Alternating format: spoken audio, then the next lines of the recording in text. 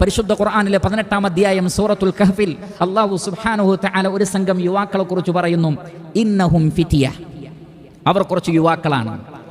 ആമനൂ ബിറബ്ബിഹിം, അവർ അവരുടെ റബ്ബിൽ വിശ്വസിച്ചു, ഈമാനുള്ളവരായി. അപ്പോൾ അല്ലാഹു എന്തു ചെയ്തു?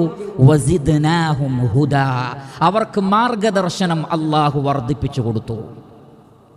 നമുക്ക് ജീവിതത്തിൽ ശരിയായ മാർഗദർശനം ലഭിക്കണോ? നമ്മുടെ അഖീദ ശരിയാക്കണം. എവിടെയൊക്കെ നമുക്ക് തകരാറുകളുണ്ടോ ആ തകരാറിന്റെ പ്രശ്നം നമ്മുടെ ഈമാനാണ്.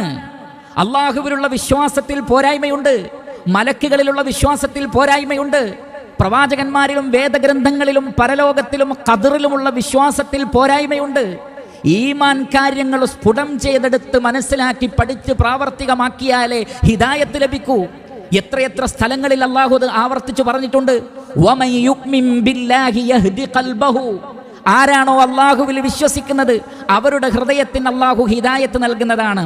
യഹ്ദീഹിം റബ്ബുഹും ബിഈമാനിഹിം, അവരുടെ ഈമാൻ കാരണം അല്ലാഹു അവർക്ക് ഹിദായത്ത് നൽകുന്നതാണ്.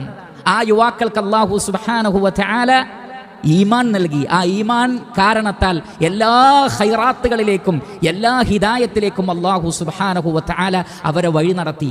മാത്രമല്ല അവർ പതറിപ്പോയില്ല, കാലഘട്ടത്തിന്റെ തിന്മകളിലേക്ക് അവർ ചായ്ഞ്ഞു പോയില്ല. എന്താ കാരണം? വറബത്നാ അലാ ഖുലൂബിഹിം ഇദ് ഖാമു ഫഖാലു റബ്ബുനാ റബ്ബുസ് സമാവാതി വൽ അർദ് ലൻ നദ്ഉ മിൻ ദൂനിഹി, അവരുടെ ഹൃദയത്തിന് ഞാൻ കെട്ടുറപ്പ് നൽകി. അല്ലാഹു സുബ്ഹാനഹു വ തആല പറയുന്നു, എപ്പോഴാണ് നൽകിയത്?